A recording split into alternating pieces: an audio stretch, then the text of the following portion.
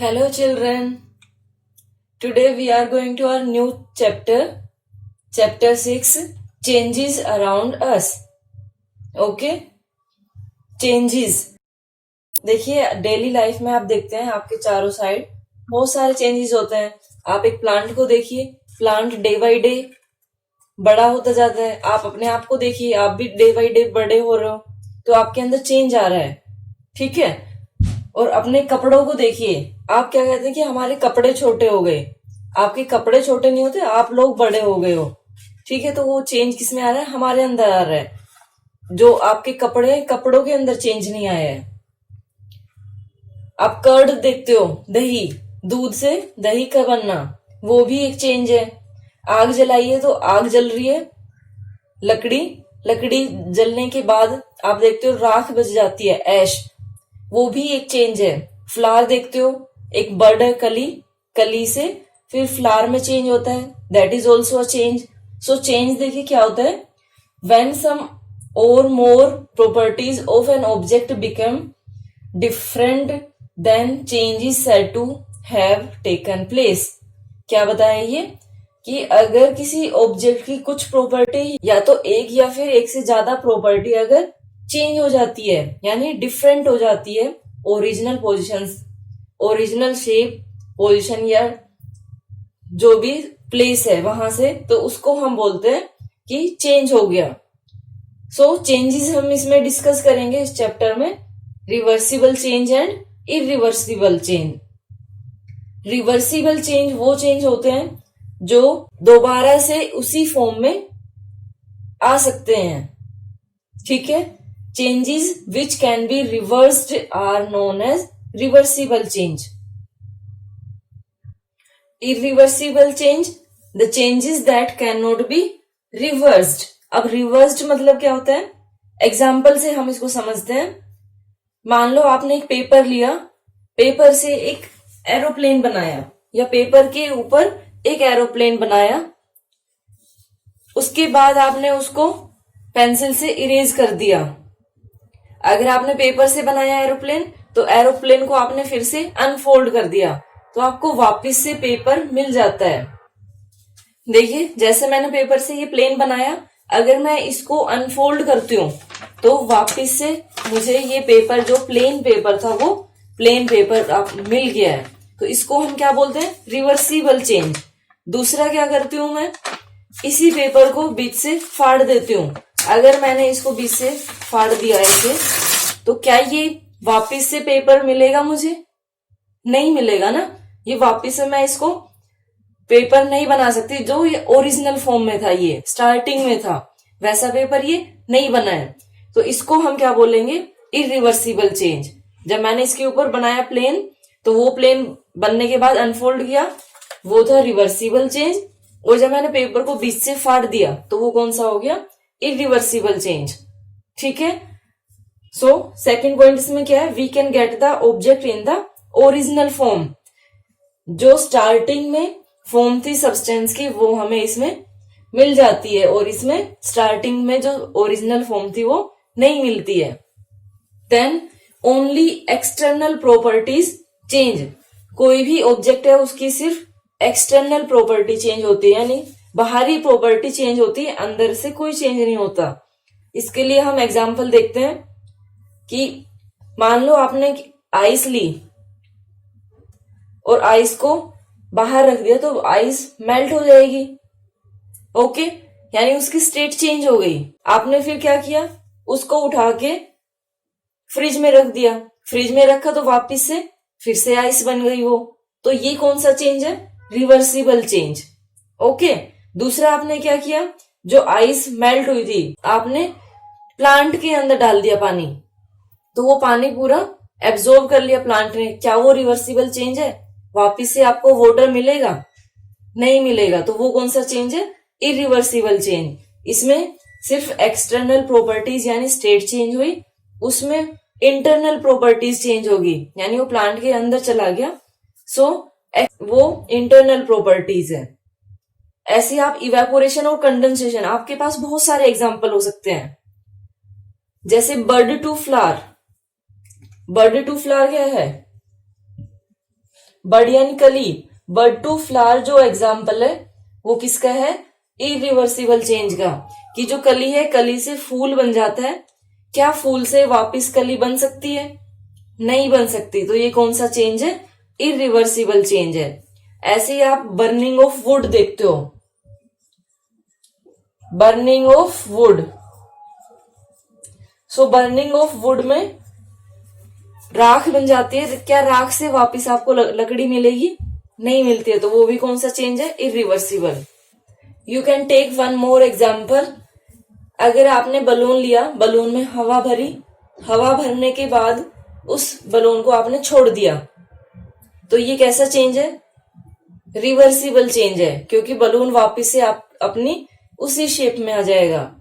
दूसरा, बलून को में हवा भरी आपने, हवा भरने के बाद उसके अंदर आपने सुई लगा दी, तो सुई लगने के बाद बलून सारा फट जाएगा, यानी हवा उसकी निकल गई, तो क्या वो चेंज रिवर्सिबल है, नहीं है, क्योंकि उसकी हवा अगर दोबारा से आप भरोगे तो वो हवा दोबारा उसमें नहीं भरी जाएगी, हवा निकल जाएगी उससे, सो वो इरिवर्सिबल चेंज है। कर्ड वाला एग्जांपल लीजिए, मिल्क टू कर्ड, दूध से दही बनाया, तो दही जो बनता है वो इरिवर्सिबल चेंज है। देखिए उसमें एक नया सब्सटेंस इसमें हमें न्यू सब्सटेंस मिलता है। दूध से दही का बनना वो क्या है, एक न्यू सब्सटेंस फॉर्म हो गया, दूध था, दूध से दही बन गया, तो न्यू सब्सटेंस फॉर्म हो गया, so that is irreversible change. Okay, ये इरिवर्सिबल चेंज हो गया।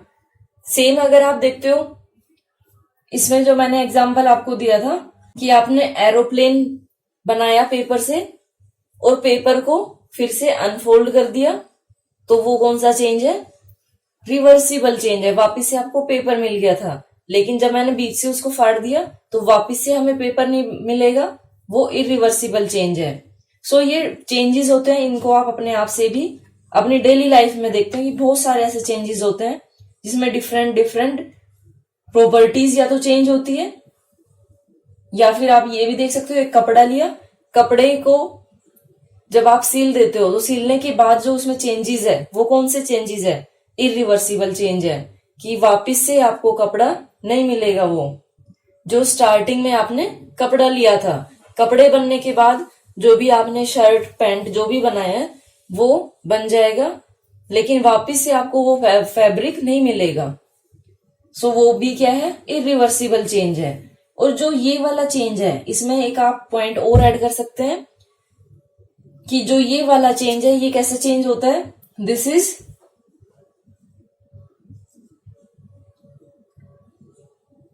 Temporary change. ये टेम्पररी चेंज होता है, कुछ टाइम के लिए होता है, और ये वाला कैसा होता है, ये परमानेंट होता है। इरिवर्सिबल चेंज परमानेंट होता है।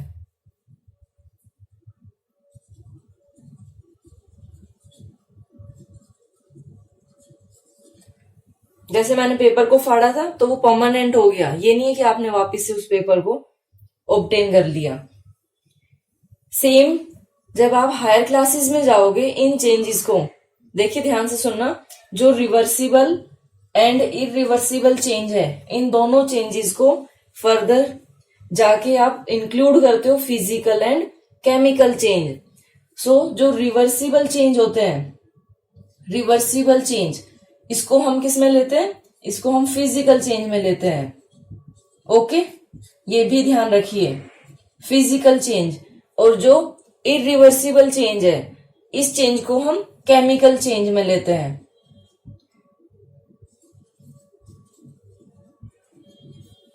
केमिकल चेंज, इसमें न्यू सब्सटेंस फॉर्म होगा, ओरिजिनल फॉर्म नहीं मिल सकती आपको, और इंटरनल प्रॉपर्टी चेंज होती है। इसमें फिजिकल चेंज में सिर्फ फिजिकली यानी अपीयरेंस है वो चेंज होती है, वापस से वही सब्सटेंस मिल जाता है, और एक्सटर्नल प्रॉपर्टीज चेंज होती है, और टेम्पररी होता है, ये परमानेंट नहीं होता।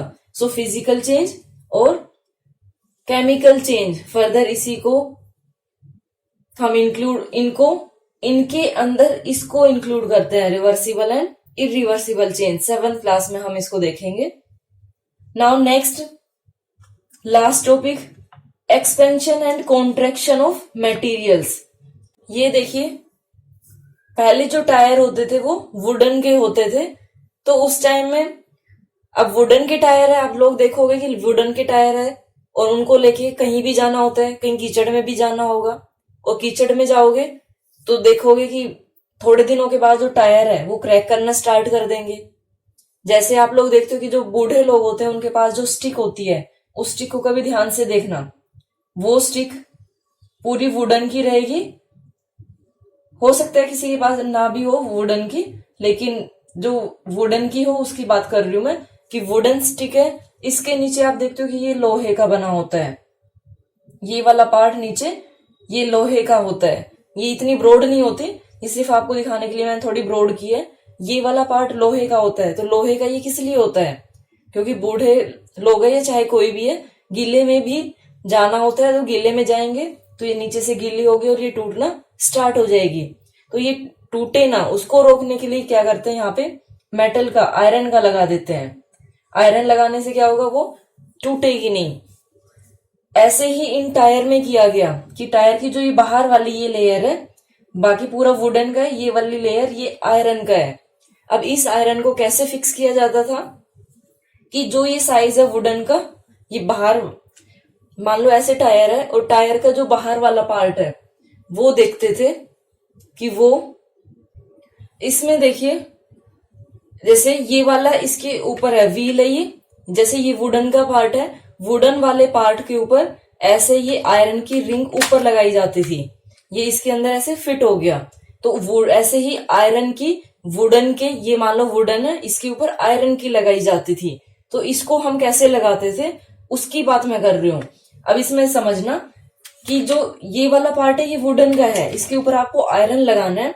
तो क्या करते, जो ये आयरन वाला पार्ट है उसको जितनी भी इसकी ये वाली ब्रेथ है, इस ब्रेथ से कम लेते थे आयरन को, आयरन को कम लेते थे। और कम लेने का रीजन क्या है, देखिए जब भी हम कोई भी मेटल है, आयरन है या फिर, उसको जब हीट करते हैं, गर्म करते हैं हाई टेम्परेचर के ऊपर, तो वो एक्सपेंड होना स्टार्ट हो जाती है। एक्सपेंड होना यानी फैल जाना, उनके जो पार्टिकल्स हैं उनके बीच में गैप आ जाता है, जिसकी वजह से वो एक्सपेंड होती है यानी फैल जाती है, उनका साइज इंक्रीज हो जाता है। एक्सपेंड होना मतलब उनके साइज में चेंज होना, वो एक्सपेंड होती है मीन्स साइज इंक्रीज होता है। ओके, सो मान लो आयरन का ये है, ये आयरन का जितना भी ये साइज है, जो इनर जो ये साइज है, इस साइज से कम होता था। कम होने के बाद ये क्या करते, इसको हीट कर देते। जब हीट करते तो ये एक्सपेंड हो जाता है यानी इसका साइज ज्यादा हो गया। ज्यादा होने के बाद इसके ऊपर लगाया वुडन वाले पे, और वुडन वाले के ऊपर लगाने के बाद आप बोलोगे कि वो तो लूज रहेगा, इतना भी ज्यादा लूज नहीं होता था, लेकिन लूज हो जाता था। उसको फिर इसके ऊपर लगा के, उसके ऊपर लगा के और छोड़ देते थे। छोड़ने के बाद क्या होता कि ये अपने आप से कॉन्ट्रैक्ट होता। कॉन्ट्रैक्ट मतलब साइज डिक्रीज हो जाता, जो पहले साइज था सेम उसी साइज के अंदर आ जाता था ये। तो ये रिवर्सिबल चेंज था।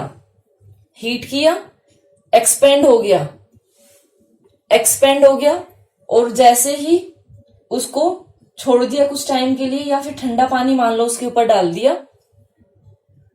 तो वो फिर से अपने उसी साइज में आ जाता था। ठीक है, फिर क्या होता, जो ये टायर है, इस टायर के ऊपर वो बहुत अच्छे से फिक्स हो जाता। सेम, अब ये आपने देखी होगी कस्सी होती है खेतों के अंदर, ये कस्सी, इसमें ये गोल गोल ऐसे होता है, ये होल, एक होल के अंदर इस वुडन को इसके अंदर फिक्स करते हैं, या ये वुडन का है, वुडन के अंदर आयरन को फिक्स करते हैं। कैसे करेंगे, इसमें भी सेम प्रोसेस होगा कि जो लकड़ी का साइज है उस साइज से इसको कम रखते हैं। ठीक है, इसको कम रखते हैं, जो आयरन का साइज है वो कम रहेगा, और जो वुडन का साइज है वो ज्यादा है। इसको हम हीट करेंगे, जो आयरन वाला पार्ट है उसको हीट करते हैं। हीट करने के बाद ये क्या होगा, एक्सपेंड हो जाएगा। एक्सपेंड होने के बाद वुडन के अंदर इसको फिक्स किया और ऊपर से ठंडा पानी डाल दिया, क्योंकि ज्यादा देर तक अगर हम इसको रखेंगे तो जो वुडन है वो भी जलना स्टार्ट कर देगी। तो इसको ये अंदर डाला और इसको फिर ठंडे पानी से इसको वॉश कर दिया या इसके ऊपर डाला, तो तब क्या होगा, कॉन्ट्रैक्ट हो जाएगा। वो जो आयरन का है वो जिस शेप में था पहले उसी शेप में आ जाएगा। लेकिन यहाँ पे तो लकड़ी है ना, अब तो लकड़ी के अंदर ये बिल्कुल फिक्स हो जाता है। ओके, तो उसको हम क्या बोलते हैं, कॉन्ट्रैक्शन। कॉन्ट्रैक्शन मतलब साइज डिक्रीज होना। सो ये कॉन्ट्रैक्शन और एक्सपेंशन है जिसको हम यूज करते हैं डेली लाइफ में। और दूसरा एक आपने ये भी देखा होगा कि जो रेलवे ट्रैक होता है, रेलवे ट्रैक में यहाँ पे ये स्मॉल स्मॉल गैप छोड़े जाते हैं। कभी ध्यान से देखना अगर नहीं देखा है, और जिसने देखा है उसको समझ आ गया। ये जो गैप होता है बिल्कुल स्मॉल गैप होते हैं। ये गैप किस लिए छोड़े जाते हैं, आयरन है, ठीक है, आयरन का ट्रैक होता है ये। जब भी ट्रेन जाएगी, मान लो गर्मी है, गर्मी के टाइम में ट्रेन जा रही है, इतनी स्पीड से ट्रेन जाती है कि वो जो आयरन है वो क्या करेगा, हीट हो जाएगा और एक्सपेंड करेगा। एक्सपेंड करेगा, एक्सपेंड अगर करेगा तो उसका साइज इंक्रीज होगा। और यहाँ पे गैप अगर नहीं छोड़ा है तो जो ये यहाँ पे जो पटरी है वो ऊपर की साइड से उठ जाएगी, क्योंकि उसको जगह ही नहीं मिली है यहाँ।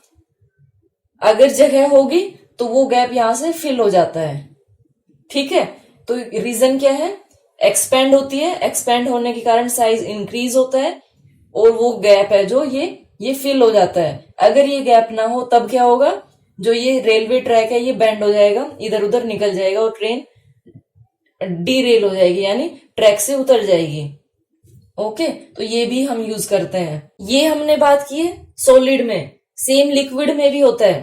पानी है, अगर पानी को आप गर्म करते हो तो उसका वॉल्यूम है वो इंक्रीज हो जाता है, यानी पानी भी एक्सपेंड करता है, उसके बीच में पार्ट एयर आ जाती है तो उसका भी वॉल्यूम ज्यादा हो जाता है। अगर आप उसको कूल डाउन करोगे, अगर गर्म करके, आप कभी नोटिस करते हो, गर्म करके मार्क कर लेना और फिर उसको उठा के फ्रिज में रख देना, थोड़ा सा नॉर्मल होने के बाद रखना फ्रिज में।